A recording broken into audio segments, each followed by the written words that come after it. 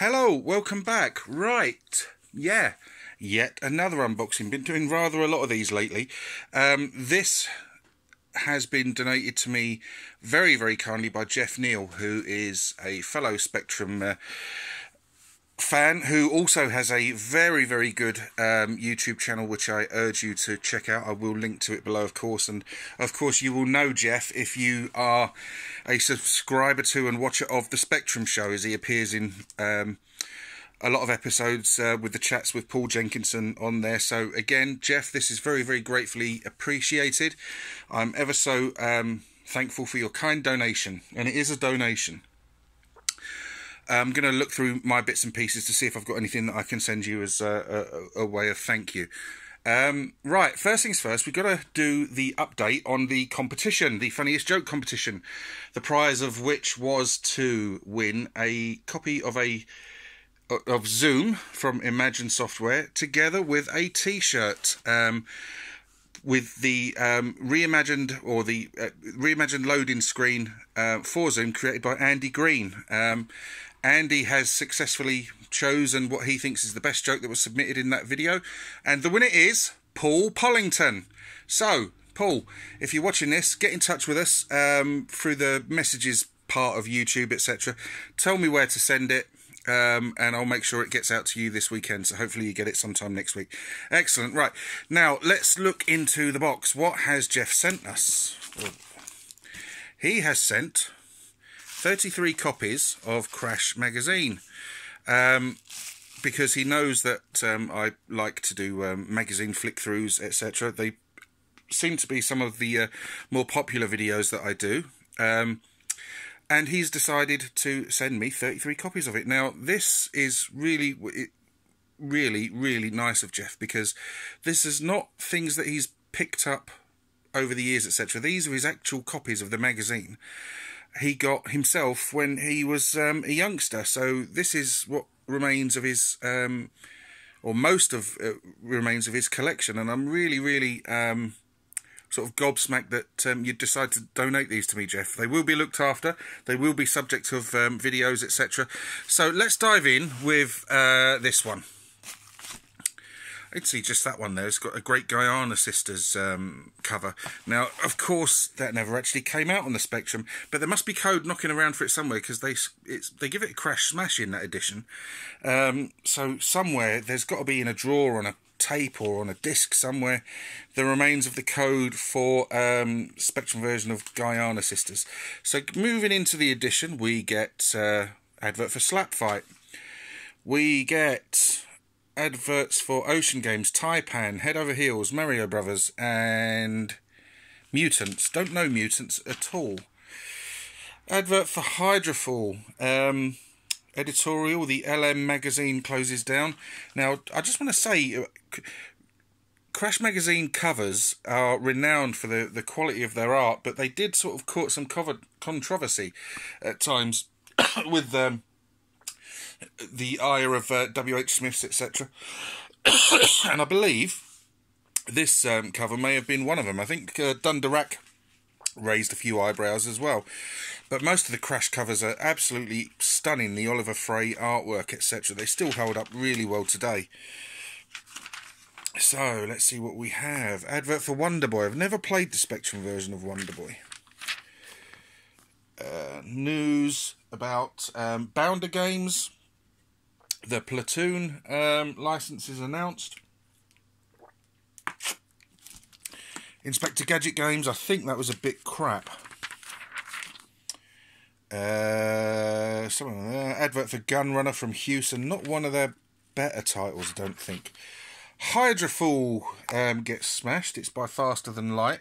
Authors Roy Carter and Greg Follis. Now, I've said this before, you know, I think they're one of the pairs who are uncontactable these days. They don't really want to talk about what went on in the past, their Spectrum history, which is kind of a shame, etc. But also, you've got to respect their wishes if they want to move on, etc. That's absolutely understandable. You can understand that. But Hydrofall itself, Sweevo's World, those kind of games, isometric games, I never got on that well with. Parabola, don't know that one at all. Army Moves, bloody hard game. They give it, what do they give it there? 54%. F15 Strike Eagle advert. Advert for Bubbler by Ultimate. Doesn't fare too well.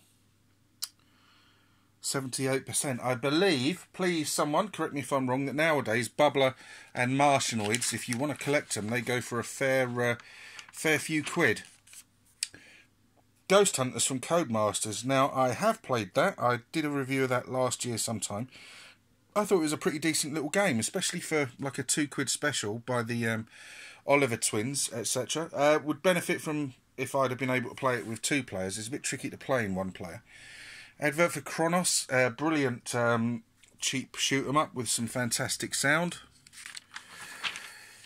Spy vs Spy, the Island Caper. Now, lots of people say the Spy vs Spy games are brilliant. This one only scores 53%. I've never played a Spy vs Spy game. Should I? Cosmic Shock Absorber. That's a really strange name for a game. I don't remember that one at all. Super Robin Hood. 52% from Codemasters. I remember the game. I don't think I ever played it. Express Raider from US Gold. Believe that's an arcade conversion. Doesn't fare particularly well. Adverts for Strike from Mastertronic, Bowling Simulator, and Mario Brothers from Ocean. Strike doesn't fare well. Both of them get slated a bit there. Advert for Bub. Oh, I say, ding dong, as Terry Thomas would say.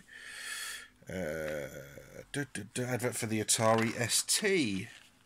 Game called Kinetic from Firebird. Don't know that one at all. Star Runner from Codemasters by Christian Urquhart. Don't know that. Tubaruba from Firebird. Nope, don't know that one either. Indoor Sports, a kind of specky version of Wii Sports, but without the motion controls, etc. Doesn't do spectacularly well. The Octagon from Budgie Software. 47%. Gunrunner from Hewson. 55%. Now, Hewson used to fare really, really well in the magazines back in the day, but in this particular issue, like Gunrunner seems to have been not particularly well liked, so it sticks out a bit, really. Advert for Roadrunner. Letters pages. In-depth about Maelstrom, the company formed by Mike Singleton, who sadly passed away a few years ago. Author of Lords of Midnight and Doomdark's Revenge, Dark Scepter, etc. None of which I've played. Hints and tips. A map for Head Over Heels. Greyfell, The Legend of Norman. Advert for Shadows of Mordor. Which gets crash-smashed in the adventure section. I'm alongside the porn. I know nothing about adventure games. Didn't play them back in the day. I had Graphic Adventure Creator. I still got it, actually. But lasted about 5 minutes on that. Right, okay. Advert for the Sentinel. Fantastic game once you can get into it. It's really tricky to get into. The Jetman cartoon. Advert for the Living Daylights. Win a Ferguson RGB monitor, Spectrum Plus 2 and monitor interface. Whoa, I wonder who won that. Adverts for Samurai Trilogy, Auf Wiedersehen, Monty and Krakow.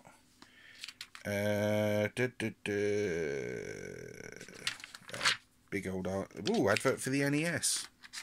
Well, I never.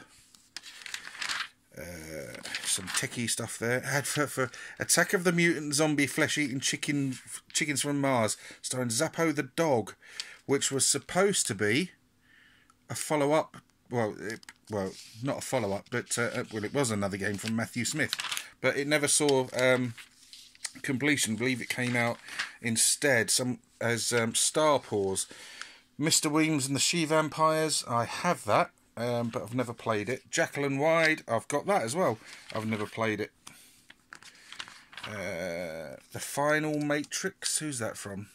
From Gremlin, don't know anything about that one. 75%, so I didn't do too badly.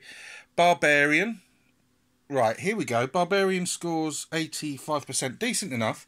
But why has that not got a crash smash and guff like Renegade 3 does? You get what I'm saying? Enterprise from Melbourne House, don't know. Dogfight 2187. Looks kind of Starion, Top Gun, sort of like. The Big Sleaze. What were the charts? Some great games there. Very good games. An advert for Thing on a Spring. And some previews of Renegade. Whizball. Is that Mag Max? Yep. I don't know what that is. What's that? Some shoot 'em up from Nexus. Preview of Synapse. Preview of Micronaut 1. And some various adverts. Now, what I want to show you is, right, that's from June 1987. Now, I've got the September 1991 edition of Crash here, and I just want to show you the differences between the two. Recently, on Sinclair's channel, my friend Eugene, he invited me to take part in a discussion with him for his fans in Eastern Europe, Ukraine, Russia, and other countries where the Spectrum is incredibly popular and where he has a large YouTube following. And he wanted to get some insight into what life was like as a Specky owner in the UK back then for his channel. So I answered a few questions. I will, of course, link to the thing down below. And one of the questions was, when did the sort of Spectrum start to decline? And I said, by around 1990, 91, it was when it was seriously sort of like slowing down, etc., and it was being overtaken. Other machines were becoming more popular, the Amiga ST, consoles, etc. And just to sort of illustrate that, right, so we've got the September 1991 issue of Crash and 1987 issue of Crash. Right, so this is really quite a substantial magazine, a good read there. Now, if we look at this one, see how sort of thin that is?